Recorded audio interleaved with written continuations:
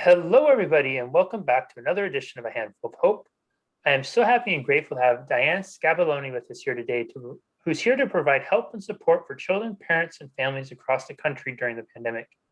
Diane has been sharing her inspiring stories for kids, which talk about the challenging and emotional topics they face in an empowering way. Inspired by the work of Mr. Rogers, Diane's new children's book, My Friendship with Doubt and Rulers Don't Measure, guide little ones to identify and dissolve their doubts and help them recognize their inner strength and self-worth. Diane, welcome and thank you so much for being here. Oh, thanks for inviting me. This is so fun. I love your work. I'm excited to chat with you. I'm excited to chat with you, and I want to acknowledge you. I think that if all children grew up recognizing their self-worth, we would probably eliminate 90+% of the world's problems right now.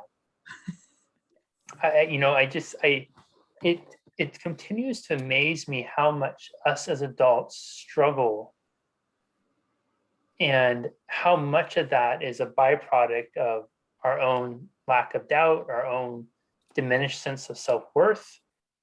So you as an author, what called you, to do this? Because it's self-worth and doubt, those are big topics to tackle. And what led you to throwing your hat into that arena? Yeah, tell me about it. It wasn't like my intention that I was going to write books about these things. It was just like part of a personal journey. And so I grew up in a pretty rough childhood, alcoholism, a lot of abuse, and, of all forms. And so I really wasn't sure like how to function as a grown-up, because I knew my past was just not the right way. So I would always reach out to like coaches and business coaches and, mentors and stuff like that. So several years ago, I was having a conversation with a business coach, and I was all excited to tell her during our conversation that I don't need doubt in my life anymore. And so she knew that I like had a book in me. Like I just knew that I was going to be an author, but I didn't know what that looked like at all. But I just felt like that was going to be a thing. And so she said to me, then you need to write a book about that.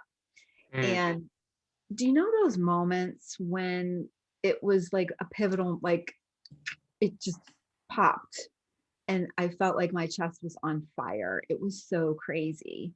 It was just a simple sentence. And it was like, yes, I do. But I didn't know what that meant. And so I just sat like in meditation and like prayer and just like with my journal, because I've always been a journaler, always wrote in diaries ever since I was a kid about, I'm in love with John so-and-so and all that. So writing became easy for me. And so I just like started to have like images of what it meant and what not having doubt meant anymore. Like, okay, what's the opposite of that? And certain like little stanzas and like mantras came out. And I was like, wow, so this will be a children's book. And that was way easier because I don't think I could ever write like a novel. So it was, and then it just became a thing. And I feel like the book was written through me. It was like spirit, it was a healing and a cleansing for me that I felt like, okay, so this is like a little bit of a guide for kids, and big kids too, because we, especially like you were saying about during the pandemic, I mean, who hasn't had doubt, So people have told me, Diane, you need to read your book again. I'm hearing you. You didn't set out to be a children's book author. It was just how it evolved, and right. Exactly. So it was really just kind of trusting with that guidance, right? That was pulling you in this direction. Yes, absolutely. Yeah, absolutely. And the second book was the same way, because part of my spiritual journey was I would compare myself. And so Rulers Don't Measure came out of me.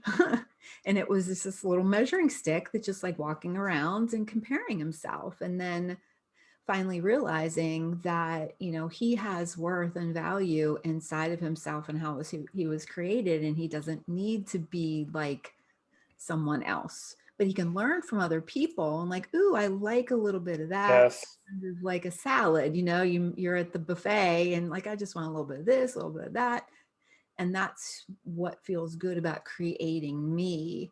And the creation that I have is perfect. You know, perfect for me. And that's just like what you just said about, you know, oh geez, I'm sorry. If we don't have that, like if the kids didn't have that comparison, you know, or the doubts, like they would just think of how they would just like bust out the gate, like all of us would, you know? It's so true. And one of the things I really loved and appreciated about Rulers Don't Measure is there is that moment where the ruler, the central figure of the story, has the awareness, the insight that the life experiences are a byproduct of the comparisons that they're making onto others. And that if they shift their comparisons, instead of comparing their sense of worth compared to someone else, but they shifted and looked at them as mentors and as teachers, things could open up. And then all of a sudden, the characters that were the source of despair, depression, doubt before, the real rough laments that they would heave onto themselves, now become the teachers. The fitness person, they're learning how to build muscles. The money person, they're learning how to make money from. And it's a beautiful invitation into that perspective shift almost that's available to all of us, right? That what would happen if we looked at the other side of our problems, or if we looked at the other side of our doubt, or what would happen if we looked at those folks that we compare ourselves to in a disparaging way, and instead of looking at them as enemies, we began to look at them as allies. That Right. if they have something that we aspire to or want, perhaps we could find a way to reach out, connect, communicate with. I loved how you had that in the book. Oh, thank you. Thank you. Yeah. So let's talk a little bit about doubt, because that has definitely been something that's come up, and I want to read two passages from this really quick that I think are really beautiful in how you set this. I'm a big believer that, you know, there's not so much positive and negative emotions as much there are emotions are messengers, and that they're there to try to teach us a lesson, to teach us a message, to send us a message, almost like it's like the UPS driver shows up with your Amazon package, and you open the door and receive your package. Or for many of us, we keep the door, we see the Amazon package that we ordered show up, and we say, no, no, no. And we deadbolt, lock, and bring the bar, and you bring the iron bars down. Yeah. Yeah. You start with it by saying, my wish is anyone in a relationship with doubt can understand doubt is really a covering over their greatest strengths. And then when it finally, later in the book, you say, I no doubt thought she was doing what was best for me, especially during my childhood growing up. I love that because I found working with big kids, adults, often their biggest revelation with, and this is why it's so interesting, we'll categorize things as a children's book, and sometimes to our own detriment. Adults, when we see colorful pictures like this, we'll say, oh, I don't need to read it. Yeah. The biggest revelation is we find out these things, these doubts we had created for ourselves were actually really a creation of strength and protection. It was like we felt there was a vulnerability to us. And so rather than going outside and vulnerable and exposed, doubt became a shield and a chainmail of armor that we could wear outside and protect us. Mm-hmm. And then the challenge becomes that anybody who's ever put on armor before or carried a shield around knows while it may protect you, it becomes heavy, it becomes burdensome, it's tiresome, your back starts to hurt, your shoulders start to ache, your knees start to creak. And the longer that you carry that armor, the more debilitating it becomes with time. The harder it becomes, the more effort that's required to put it on every day. Your back over time starts to hurt more, your knees over time start to hurt more, your joints start to hurt more. It's painful to walk anymore because we're carrying that armor still. And maybe you could just talk to us a little bit about that. Like, was that so much inspired from your own personal experience and revelations with doubt? Because I heard you say you were talking to your coach, you said read the book about it. Was it observations with children?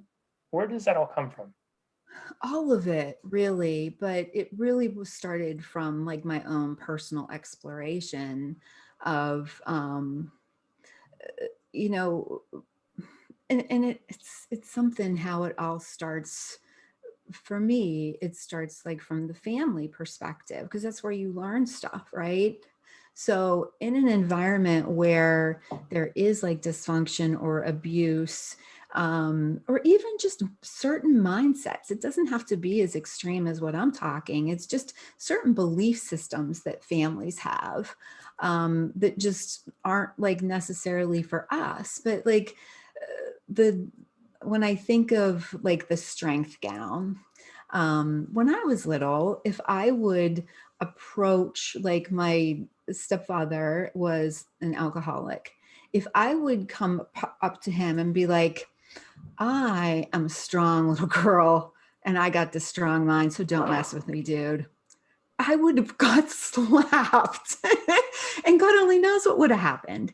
And I mean, we had situations where, like if I'm laughing with my sister in the other room, you'd hear, what are you laughing about? I'm going to come in there and, and wipe that laugh off your face. Like that's just really kind of kooky and very sad.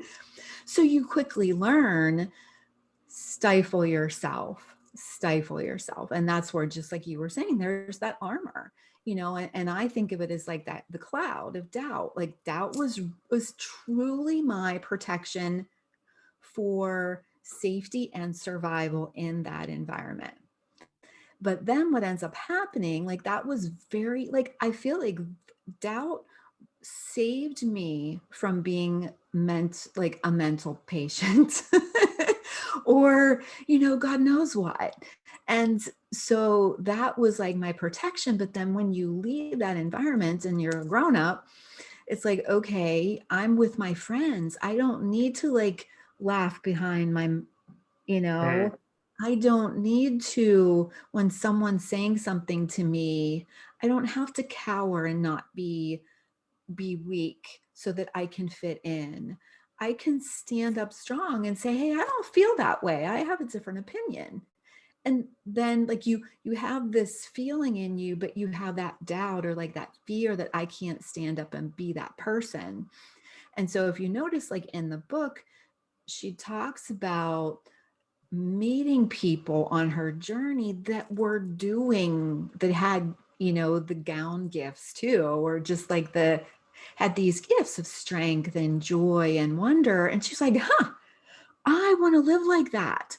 And mm, so that was part of my personal journey. Like I wanted to live free. I wanted to live aware. I wanted to live happy and joyful, and having those little pings in my heart, letting them expand and turn into something, like becoming an author. Like if I was still in that environment, I would not have been able to be an author, because I was hiding under the doubt for self-protection, because you don't want to stand out because you want to be safe. And then you're realizing that doubt doesn't need to be your safety. mm. So yeah. Do you think that, growing up with your stepfather and the way he was, do you think that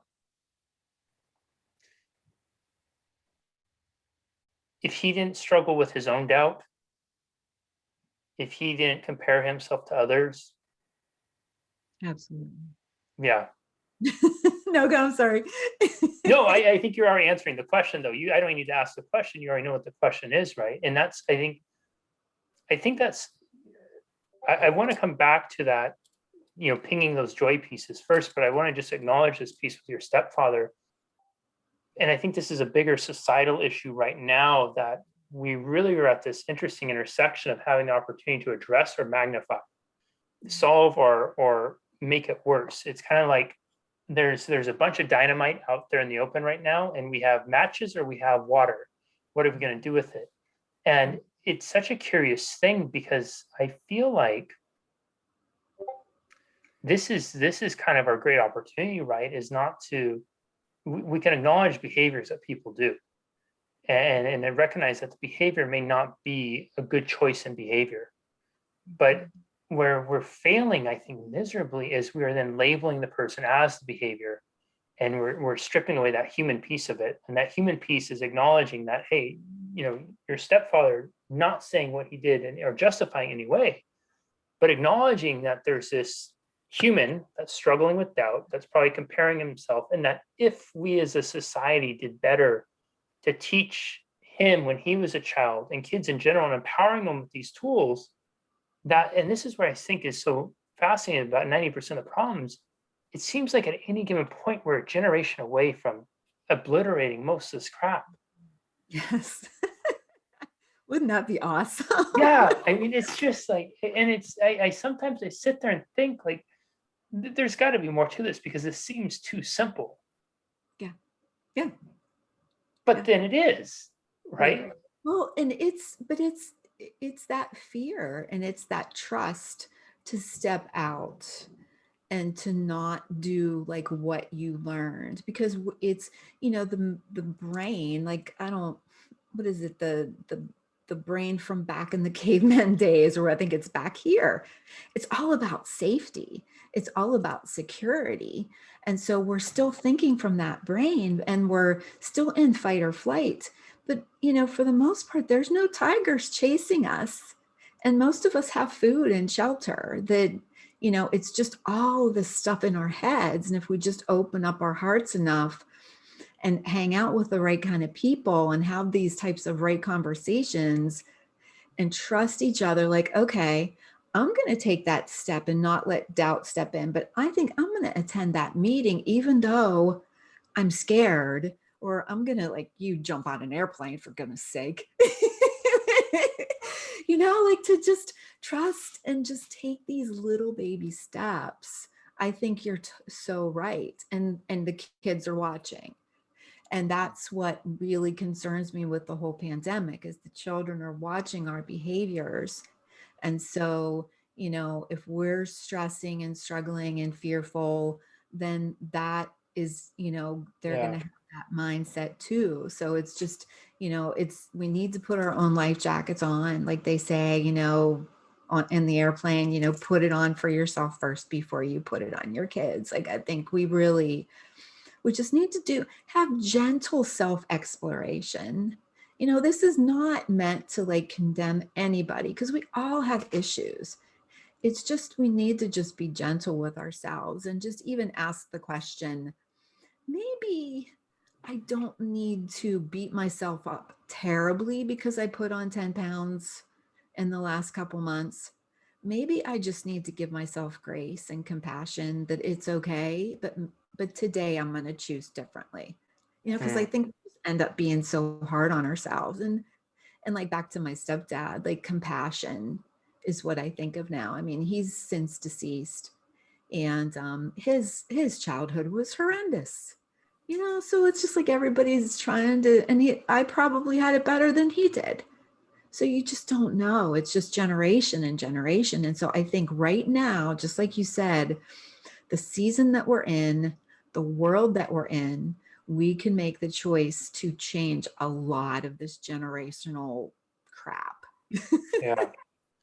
And it's so inspiring for me to meet people like you, Diane, because I think one of the most heartbreaking aspects of humanity is so many people have handicapped their life experience, the amounts of joy, love, hope, happiness that they allow themselves to feel, because they have locked themselves into that room, and their roommates are doubt, self-loathing, comparison, anxiety, stress, despair, et cetera, et cetera. And the world right now has plenty of fuel tanks available to fuel those. Yeah. When you became aware of those pings of joy that you were getting, did you find that they were just kind of coming to you and you were aware of them, or was it a byproduct also, or maybe separate, of being around other people and realizing that as they were experiencing it, wow, this person is experiencing this. If they can do it, maybe I can too. Yeah, I think it's a little bit of both. Like they talk about, I don't know who came up with this, but there's the personal growth statement of, you are the 5 people that you hang with. And so, really paying attention to who you're hanging with. And if you feel like, I'm a big energy person. So if I leave a conversation and I'm like, yeah, baby, this is going to be a good day. Like right now, I feel like really energized and excited to be talking to you. We're not even like physically together. It's like so good. Or, so that's like, okay, I want to keep hanging with that. Yeah. I want to keep being around that. And then, like the people that like you finish being with them and you need a nap. Or like for me, I like need sugar. It's like, okay, that's a sign that, and just nothing against them, but it's like, okay, who is, and then I want to be that person that's being uplifting to them. If I'm going to spend time with people, I don't want to tell them all my bummer stories. Maybe you share a little bit of that, but you want to ask about them and how are they doing and try to be a supportive, nurturing, caring person. And I feel like part of this whole journey has been talking with those types of people and sharing experiences and like knowing, like when I went away to college and I learned that other people had like fears and worries and doubts and I could talk to them about it. That was like so huge for me. Like I was not alone.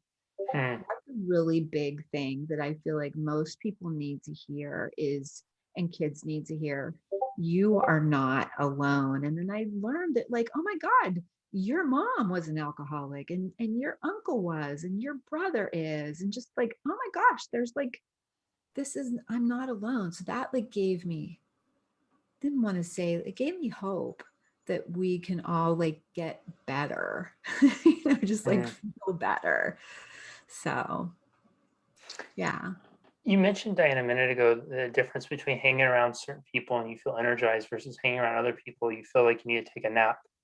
Yeah. Maybe we could speak to that one for a moment, because I think, especially during these pandemic times, Mm, many of us are we're in a position, especially kids, where they're around the people who might be the scariest people to be around, the most stressful, the most anxious. Some of us are going to work and our coworkers are, feeding off the fear that the news is pumping into the system, and then they're taking it and spreading out to others. And so we find that it's hard and difficult to escape from mhm. the the people that we are physically around, and we can't escape to the others who might help us feel more inspired.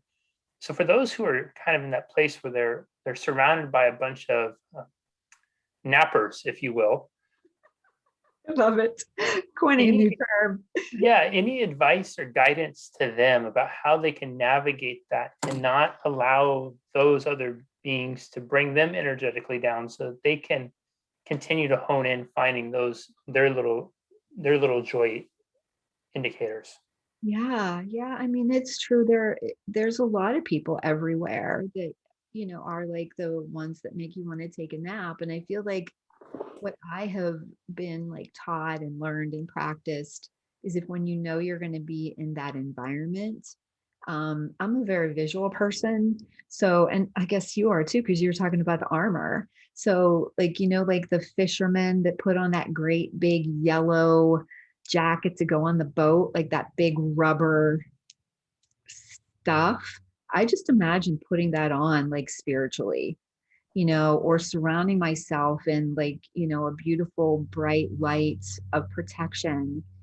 And then, I mean, even it happens all the time. Like even yesterday, I was talking with or 2 days, whenever I had to file taxes, my accountant was like, you have a lot of expenses for your author.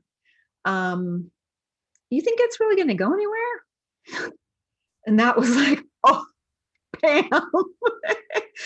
And so I doubt, I was like, okay, I felt a kick in the head right there. And he didn't mean anything. He was just like, you're spending money on this. Is it something that you want to keep doing or whatever? I'm sure he didn't mean anything negative by it. He's a wonderful person and he's just being his CPA self. Yeah.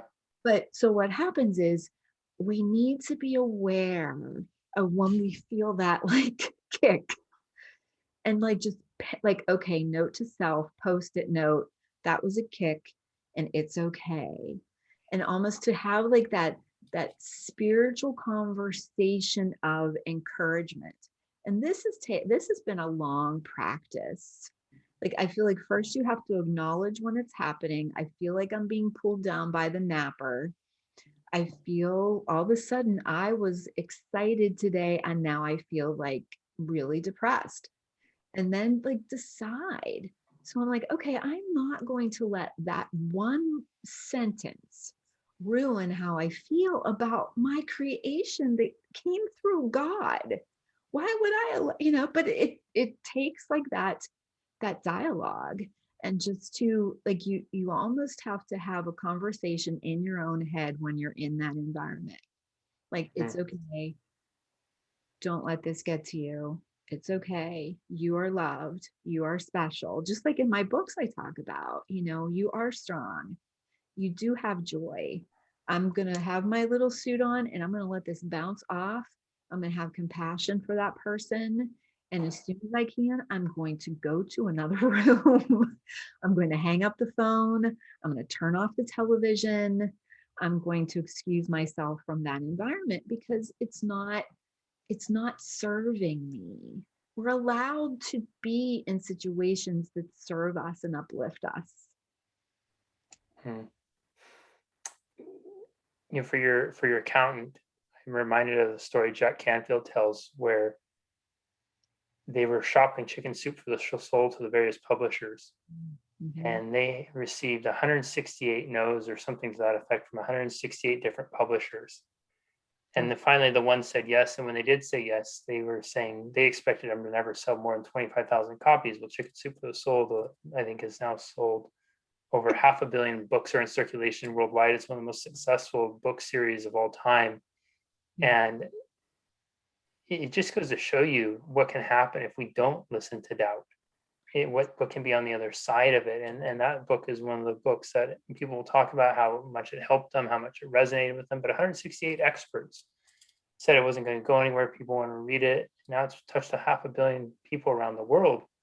Mhm. What can happen if we choose to have faith in the outcome we're after versus opposed to being consumed by the doubt that may be popping up in that moment?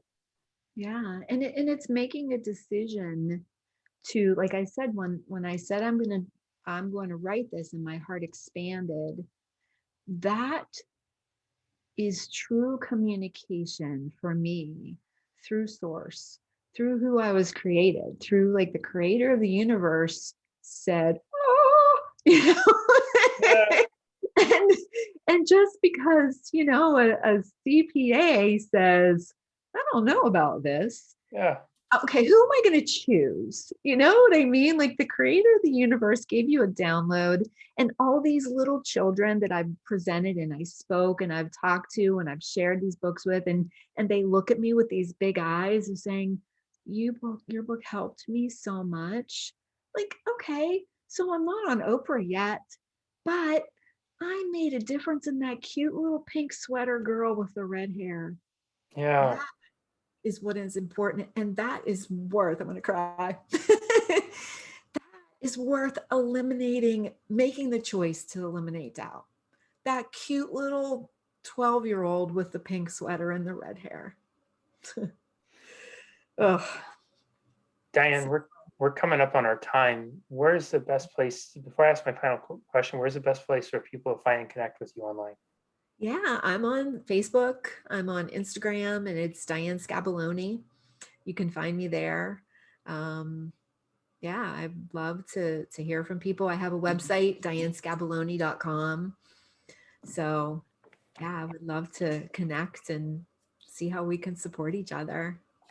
Very good. So Diane, we have Rulers Don't Measure, and we have My Friendship with Doubt. What's next for you? What's coming up? What's on the pipeline? What's coming up for Diane? Yeah, the next one, I have the third book. All the pictures are being finished up and the words are finishing up. It's called The Love of Judge Not, Naught. And it's an awesome story about choosing to focus on the promises of God and not judging ourselves.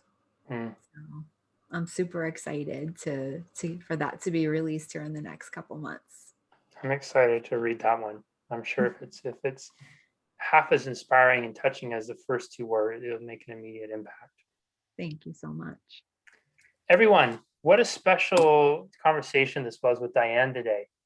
We went through this really beautiful journey talking about doubt and confidence and inner strength and self-worth. And some of the key highlights for me, at least, were really looking at how doubt initially shows up in our life. And it ultimately comes not to necessarily hinder us, but to really help us.